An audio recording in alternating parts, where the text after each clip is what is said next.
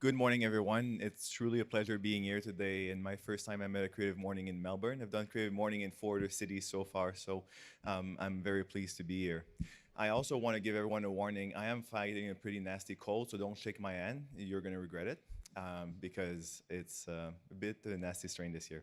So why am I here today, and why do I strongly believe in the world of creativity in business is that I personally didn't consider myself to be a creative growing up, and even for many, many years, it took me a while to understand what creativity really actually means in business, and most business today still struggle from it.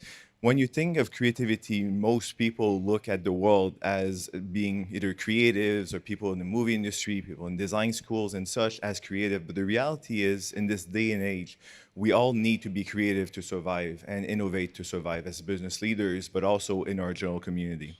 When you look at the state of today's world, Australia is still a bit spared from market disruption, but most of the world is going from disruption to disruption to disruption, and it will come to Australia as well in the coming years. But disruption shouldn't be seen as something negative. It's actually a rebalancing of the world order where creativity is re-empowering everyone to do the right thing for society and for businesses to rethink what is the right thing they should be doing. It's simply not normal and probably insane that businesses think they can survive for decades without changing their ways and without rethinking what it is that consumers want. And consumers today, they're very different than the consumers from 5 or 10 years ago, but even a year ago. So if you're not creative in the way you think about the world and about your company, it's really, really a struggle to survive. And often when we look at creativity in business, we think of let's bring a startup or entrepreneur in residence in the company, but the reality is it shouldn't be that. We should teach everyone to be creative and to think outside the box. And the notion of giving an intention of being creative in business comes from really looking at who you are as a business, who your consumers are, and just apply straight logic to doing what the consumers want. I work in the event industry, and I've been working in the event industry for a long time, and my career path has been a little unusual. I started in technology and started my first company at 16 because, quite frankly, school was not right for me. I'm dyslexic. I suffer from anxiety and depression my entire life, especially growing up, and trying to understand the notion of school when I couldn't even write down what teachers were telling me because of my dyslexia was a huge challenge. And for that reason, for me, even well, I was talking about how not being creative, I couldn't even draw a circle in school without struggling. So the whole notion of me thinking of myself as a creative was definitely not something I was willing to consider back then. But life has pushed me towards different direction. And from technology, I worked in the event industry, started companies after company, failing and succeeding alternatively, because not going to school is great, but it also means you're going to lose a lot of money on your first 2 companies, which I did. Also made money in other companies as well. So I don't regret anything I've done. But the reality is, in order to truly understand the world we live in today, I personally had to go through a variety of paths.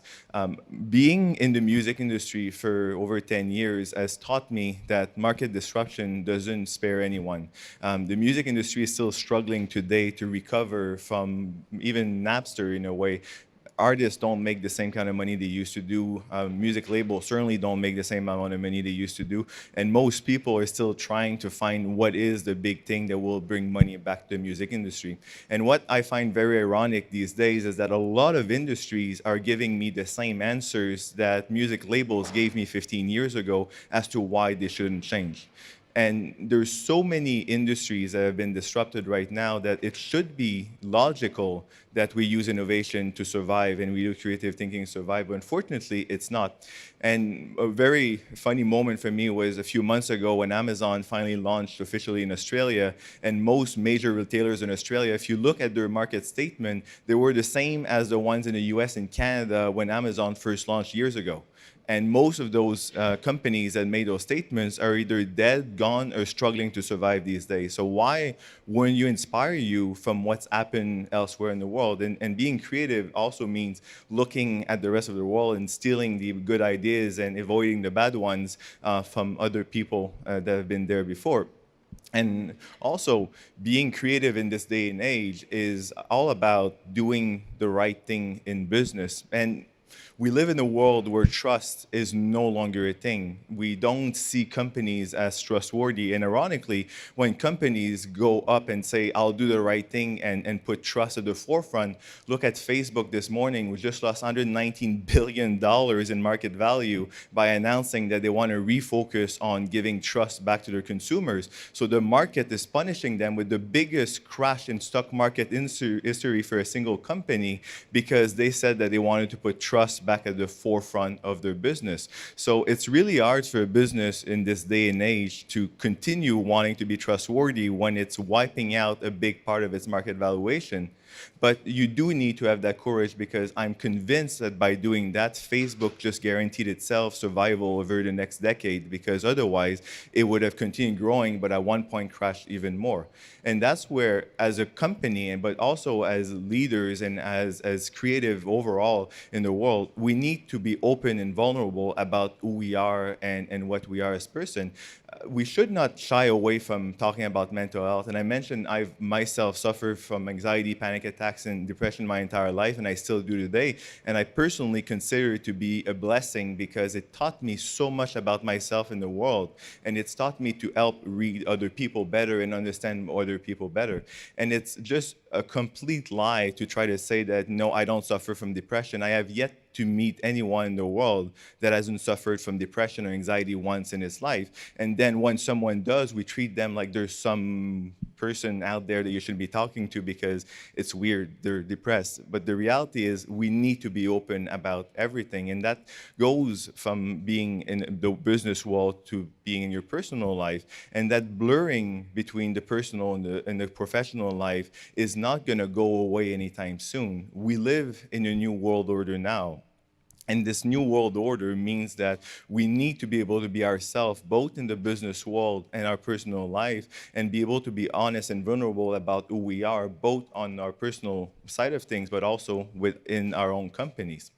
And this new world order we live in is pretty messed up because we try to apply a lot of the old world concept and ideas to this new life we live in. And being in the early stage of an exponential change in technology, it's really, really a struggle to think that we won't need to continue changing faster and faster. Yet, we keep trying to revert back to what we learned when we were growing up and trying to teach our kids those same things.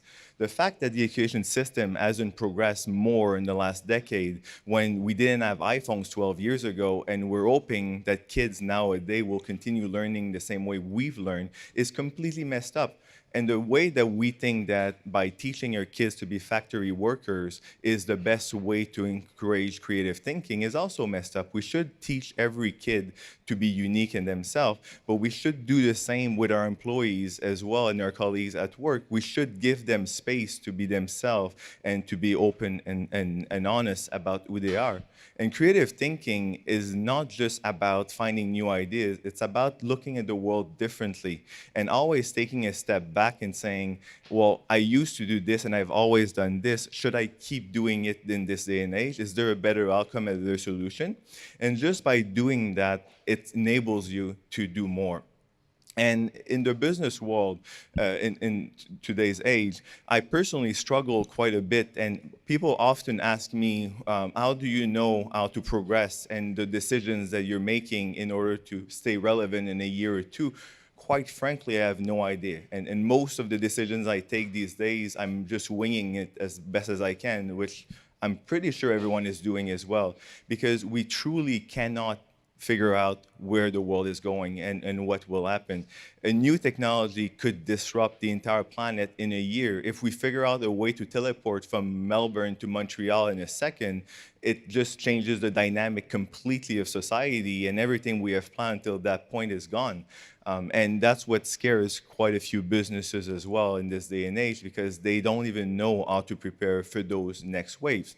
My personal advice is, by being honest, vulnerable, and open about that and about where we are, we can actually build a better world. And we do live in the best world that humanity has ever had. We've never had as little war. We've never had as little crime. We've never had as many little babies dying. We've always had more and more people dying from war and disease than we have nowadays. And we live longer as humans, we live healthier, and it's opening up so many opportunities. We went from thinking, okay, well, if I'm 18 now, I have to think about going to university, then get a job, get married, get a baby, retire, and die. But nowadays, you can decide to start a company at 70 and still hope to work for 25 years and be successful at it, or go back to school at 50. There's nothing holding us back from creating a better future for everyone. And as in the business world, but also, even if you're not in the business world, you need to make it a priority for yourself to wonder, how can I make tomorrow's world a bit better, a bit more successful? And for us at C2, our company was founded from a discussion between the CEO of Cirque du Soleil and the CEO of agency Sidley in Montreal. First of all, with the intention of saying, how can we be more innovative in the business world, and how can industries that are not seen as creative embrace creativity? But also, they felt that the World of Business Conference needed to be reinvented. I'm sure, as all of you know, business conferences traditionally equal being bored out of your mind. And conference fatigue is a real thing. And by trying to reinvent the model of a business conference, we've quickly realized that there's a lot of things in our day-to-day life that needed to be addressed. But one of the most amazing things we've realized is that in order to truly make tomorrow's world better for businesses and improve their bottom line, they also need to care about the state of the world. I was talking about mental health earlier. Woman empowerment is a priority globally. You cannot think that we will build a better world without giving women equality treatment than men, but I think it goes far beyond that. We can't even think about woman empowerment on just that side nowadays. We need to think about men and women working together to create a better world for men and women. There should not be even thinking of men or women separately. We should think of both sides and both genders on the same footing to create a better tomorrow. We also realize that even issues as simple as homelessness can affect a business bottom line. If you walk in front of 10, 20 homeless people on your way to work, by definition, you will have a closed mind when you get to work, and you're not going to be in a mindset to talk to other people because you just spent half an hour ignoring people on your way to work. So you can actually spend a lot of time thinking of good things for society that will bring more profit to your business. So we've also decided to include that in all the events we do. And if I explain C2 in a very simple fashion, is that we believe that by putting the right people together and inspiring them, we can actually move society forward. And in doing so, we've created one event in Montreal 7 years ago called C2 Montreal. Had 7,000 attendees this past May from 65 countries and 27 industries. And the 27 industries is, for me, the most important part about what we do. Because the future of creative thinking, if you do have an intention of being creative in your business, you need to figure out which industry you should come and partner up with that you never have a chance to connect with right now. Because a lot of the opportunities in the future will come from understanding, both in your company, that even if you're in the creative side and someone's on the tech side and the marketing side are separate, you all need to work together on creating it. And ideas will come more and more from those multi-specialty, but also multi-industry collaboration. And the way we've created our events are thinking of every touch point that there is in the event and wondering, is there a way why we're doing this? What I'm doing right now by speaking out to you is something that we try to get away from as much as possible, because humans don't learn by being spoken at, they learn from discussing. And it's a fact that we rarely talk about because our entire school system is built on being presented to. But the reality, think of the things you remember the most in life, and they're usually emotional memories or memories that you've had a discussion with people that made you realize new things. It's rarely by just being spoken to that you get the full breadth. You get inspired, but you need more in order to do action. So our events are designed to put people together in order for them to be the center of the discussion and challenge them. And because people, by definition, love routine and are broken because of spending too much time doing the same thing for years, we've developed new ways and new ideas of challenging them. If you put people in a pool plastic ball, regardless if you're a CEO of a Fortune 500 company or a startup, you will be creative again because you will be playful, you'll throw balls at each other, you'll laugh. You start having a business discussion from that point on, you will have a more successful business. If you suspended them 20 feet up in the air, the fear of height element will bring new ideas to mind and will avoid you looking at your phone for a few minutes. But it will make you focus more so on the discussion. Oh, just before I continue, I'll just show you a quick video of our Montreal event.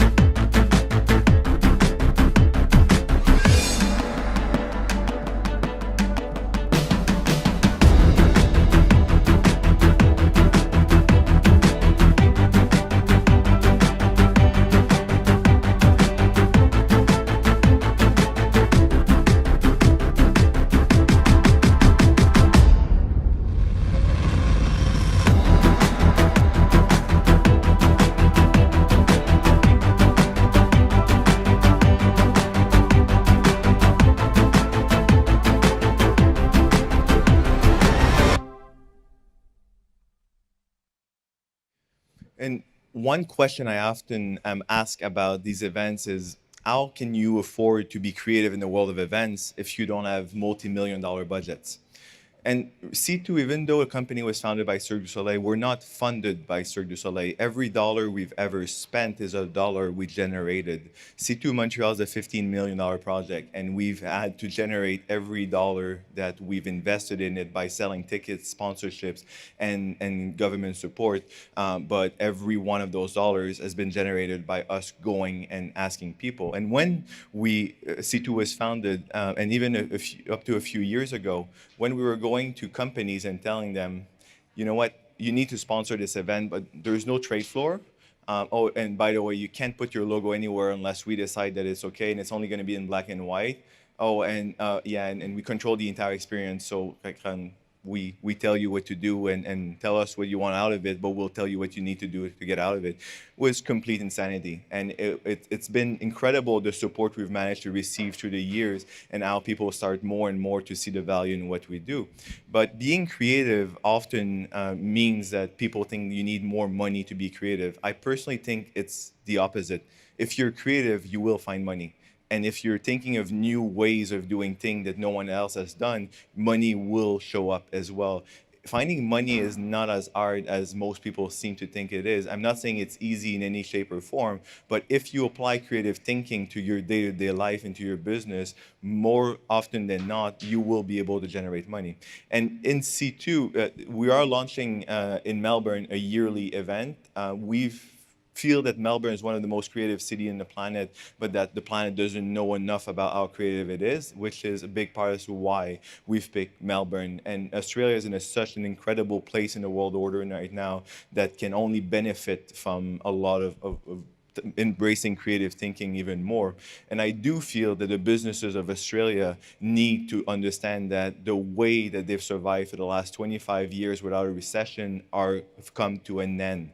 If they don't start being more creative, if they don't start thinking outside the box more, if they don't start promoting more Roman and minorities at head of companies, Australia will struggle. It's not normal to see the amount of old white men heading up most Australian companies, and that needs to change. It doesn't mean that old white men cannot be creative. I do make a point of saying that I'm so impressed of seeing how many people in the 60s and 70s have embraced new ways of looking at the world.